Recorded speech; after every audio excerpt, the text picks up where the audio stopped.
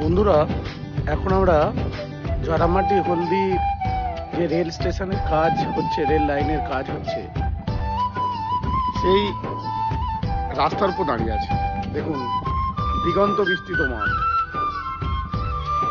উঁচু করা রাস্তা।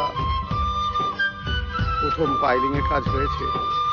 বর্ষার আগের কাজ বোধহয় এইটুকুই, এরপরে বর্ষার পরে হবে, কিন্তু মাঝে মাঝে মাটি ফেলছে। দেখুন, সত্যি যে বড় বাজেটের কাজ, রেল লাইনের কাজ ছোটখাটো নয়। আমরা